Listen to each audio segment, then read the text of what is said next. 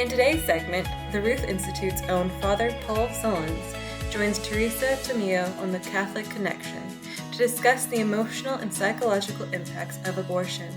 They delve into a study revealing that 45% of women experience moderate to high levels of post-abortion stress.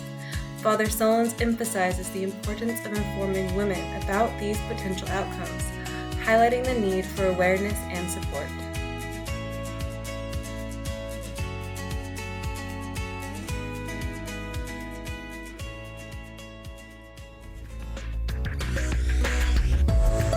Great to have Father Paul Sullins, a PhD, back with us. He's with the Ruth Institute's wonderful, wonderful organization, their website, their great research, and he happens to be the Ruth Institute Senior Research Associate.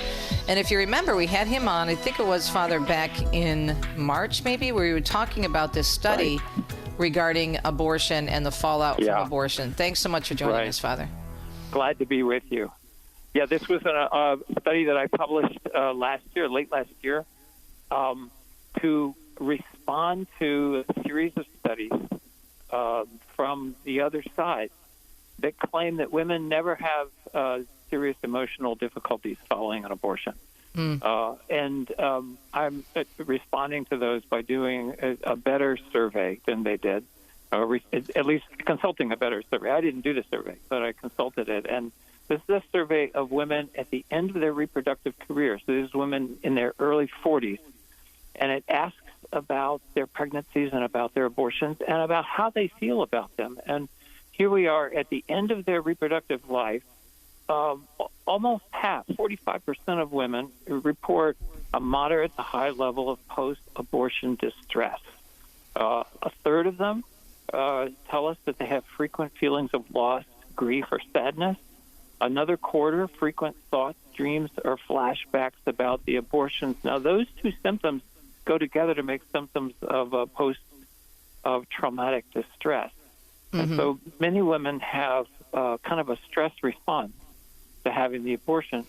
And so one of the reasons why these other studies claim that women aren't disturbed is that they only follow women for a year or two.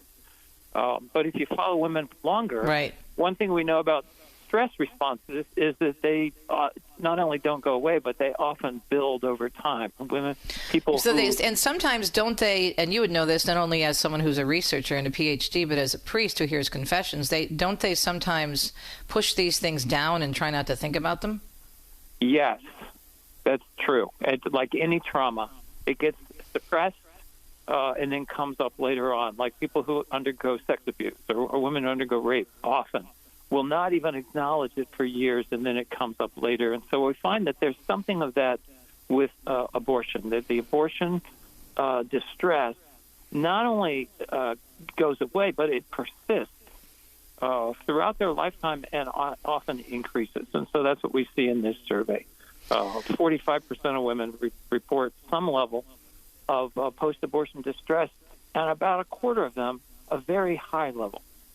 Severe post-abortion distress. Now, this was a nationally representative survey, and so I was able to estimate from it that in the United States there's about 8 million women who suffer severe post-abortion distress. This is of the, there's about 32 million women who've had an abortion in the United States, and so this is about a fourth of those women. So, Father, when you look at these statistics, and I'm looking at them and thinking that these numbers, when you look at 45%, you look at a quarter of women still struggling with some sort of distress post-abortive, to me that seems very high. You're a researcher. You would know better in terms of the stats. Yeah, it is very high. It's unusual. So if you compare it with other pregnancy traumas, like women who have miscarriage, it's higher than that. Of course, there is trauma following miscarriage or stillbirth, and there's grief, and there's emotions to be dealt with in those instances, but it's even higher in abortion. And every study, I've done a couple myself that compare other pregnancy outcomes, pregnancy losses with an abortion pregnancy loss, find that it's higher with an abortion pregnancy loss. And one of the reasons that it's higher is that an abortion, the same survey found other studies that many women experience abortion as a violation of their maternal desires and a violation of their moral principles. And so even though they will say that they felt that the abortion was the right decision, they still feel very distressed about it. They're saying, in a sense, well, it was the right decision to make because I really couldn't do anything else. But it doesn't mean they're happy with the decision. How frustrating is it to you, not only, again, as a Catholic priest, but as a researcher who has so much information, in addition, obviously, to the theology and the church teachings behind this, but that so many women are not knowing this kind of information if they're considering, God forbid, having an abortion? Yeah, well, it's extremely frustrating. And it says something about our particular society here in the United States, the way that the lies, the culture of lies, the culture of death has to be based on a culture of lies. So one of the lies about abortion is that it's not troubling for women, and we don't need to tell them that. We don't say that about any other medical procedure. If you go in for, let's say, a colonoscopy, they're going to read you a long list of complications and risks and difficulties and get you to sign a piece of paper giving agreement to that particular procedure. But that doesn't happen with an abortion. And it doesn't happen in other countries. Even countries that are very liberal, accepting of abortion, do a good job of informing women that it may be difficult. For example, Denmark, the woman has to be seen by not only a medical doctor, but also a psychiatrist prior to the abortion to assure that she's able to make an informed decision. And then they have these great materials I've looked at that go through the research quite accurately and inform women. It's possible you could feel really distressed about this abortion, and that distress is not going to go away. So it induces women to consider it, to think about it, and consequently, the abortion rate in Denmark is lower, significantly lower than in the United States, because they take it more seriously. We don't do that here. No, not at all. Talking with Father Paul Sullins from the Ruth Institute about the study that was released, as he mentioned, late last year, Persistent Emotional Distress After Abortion in the United States, and it was recently published in the International Journal of Women's Healthcare. Well, that sounds like such an accomplishment to get this even published there, Father. Yeah, right. There's a big scream. I won't tell you what I had to go through, but I'm very pleased that it was able to be published and at least to get this information out. There are a lot of folks who do not want this kind of information to get out to women, but it's very, very important. If we care about women at all, we need to tell them the risks that they're going through. No matter whether they're for an abortion or against it, it's something that's going to be with them for the rest of their life. And I've met many women. I'm not going to talk about what happened in confessional, but I've met many women in other circumstances that, they wake up one morning and the abortion comes back to them with great force. It's like any trauma. It's something that disturbs them and often will motivate them to make changes in their lives or to go and seek counseling and to try to reconcile the guilt and the distress.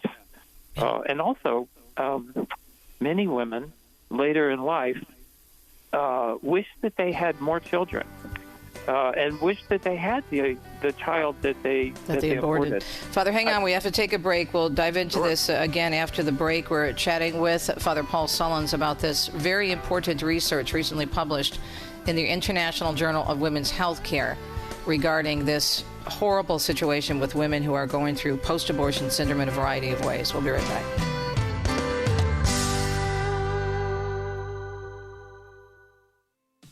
If you're in the market to buy or sell your home or office, but want to use a realtor who supports your pro-life values, you can rest easy when you select a realtor from Real Estate for Life. They are a worldwide network of pro-life real estate agents who will help you buy or sell your property. And the best part is, they'll donate a portion of the sale to a charity, like the Ruth Institute, at no extra cost to you. Find your local pro-life realtor at realestateforlife.org. And remember, select the Ruth Institute as your charity of choice. Thanks for tuning in to Catholic Connection on a Monday morning, April 13th. Appreciate your listenership. We're having a very important discussion with Father Paul Sullins, a PhD with the Ruth Institute. He is the Institute's Senior Research Associate, and we had him on a while ago talking about this important survey and study, persistent emotional distress after abortion in the United States, and it was published, as we mentioned before the break, in the International Journal of Women's Healthcare. Father, I want to go back to something you said about looking at miscarriage and abortion, looking at the reaction in women. It makes sense, obviously, that with a miscarriage, there's going to be great trauma and sadness and pain, and there's all kinds of different ministries available now for women and couples who go through this. And yet a disconnect with women who choose to abort. And in many cases, we know the women, and we can talk about this if we have time, they didn't really choose abortion. They chose abortion because they felt they had no choice. So, but even with that, if they didn't want to do it, being that they did it themselves and walked into that abortion mill, there has to be trauma there. Yeah. Regret, guilt, there has to be that. And that, for many women, will lead to a different kind of distress, a deeper kind of distress than just recovering from the trauma of the experience. A good analogy would be women who are widows, their husband died, compared to women who got divorced. And in the latter group, there's an additional trauma to that. There are distresses and difficulties because it was not something that happened to them, that they had no control over. It was something that they chose. And so that is a distressing idea to come. It's not an idea that can't be overcome. It can't find resolution and healing and forgiveness, but it needs a particular effort to do that. One thing that many women who've had an abortion can discover is that they can still have a relationship with that child. This happens also with miscarriage. But if you are a believer, if you have a faith that life does not end at the end of this life, then many women I've talked to have a name for their child. And some women say, I talked to my child. I don't know how you might think about this, but I personally believe that children who are aborted are in the presence of God in a special way. And I believe that they are praying for the healing of their mother. Wow. So I think that, that kind of power is there if a woman can find it. But it takes an effort. It takes it's not something that you can just say, shrug my shoulders and say, it's going to go away. Isn't this, though, part of it's a big part now, from what I understand, Father, of the post-abortive healing courses, such as Project Rachel and Rachel's Vineyard, where they go through and they name their baby. Absolutely. Yeah. But in this study, the point I want to make is that women should be informed in whatever way we can of the risks that they take, because there are tremendous risks in having an abortion. There's not only the risk of emotional distress, but there's also the risk of the loss of growth, the mental health that a woman has in interacting with her children. Women who say, it's so sad, I had an abortion 10 years ago and I'm so happy that I did, have no idea what their life would have been like if they had welcomed that child, and how that child, learning to love that child, would have helped them to change and to grow. So the biggest risk, to my mind, for a woman having an abortion is that there's no guarantee she will ever be able to get pregnant again. Right. I did a study some years ago of great data that looked at all different kinds of situations women were in and the distress involved. And there was more distress for women who had abortions than for women who had birth. But the greatest distress was for women who had had an abortion and they were never able to have a child after that. Yeah. That's a horrible scenario for a woman who wants to be a mother and who wants to have a family. And so that's the risk you take with an abortion. You're assuming somehow that this is a temporary interruption and you're going to be able to get pregnant again. And many women luck out on that, but some women don't.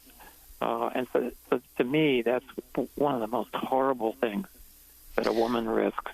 Father, we only have a little bit of time left. How do we get this study out to people? Because this is something really important to share. Sure. and to be familiar with when the discussion comes up, and not to hit someone over the head, but if they have a discussion and someone says, well, there's other studies that show that women aren't impacted.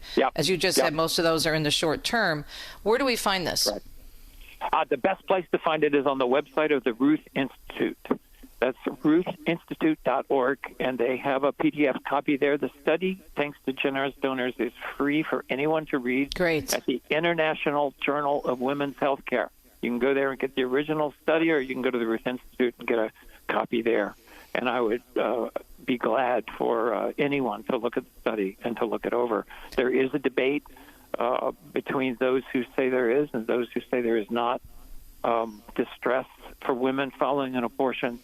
I'm on the side of the scholars who, in my opinion, we do good objective research. We don't want to exaggerate the amount of distress. Here in this study, I found that almost half of women have distress, which means that a little more than half of women don't experience distress following an abortion. But nonetheless, there are women who have serious distress following an abortion. The other side says that they don't exist. That no one has any issues, which is ridiculous. Right.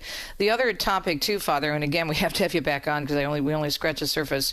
I'm glad we had 2 segments, but we need more, is now this trauma that must be associated with the abortion pill, because they not only become having the abortion, but it's in their home, so they're the abortionist, and every time they go home, they're going back to the scene of the crime, basically. And as you know, they have to actually assemble the parts of their aborted fetus. It's just terrific. To look at it. Father, God bless you. Thank you for this. We need another hour, but we'll have you back on. And the name of the study is Persistent Emotional Distress After Abortion in the United States. As Father said, you can find it at the Ruth Institute, but also the International Journal of Women's Healthcare. Thank you, Father. Appreciate it. Thank you for listening and supporting the Ruth Institute. Please check out our YouTube channel, Ruth Out and About, where you'll find all interviews with the Ruth Institute.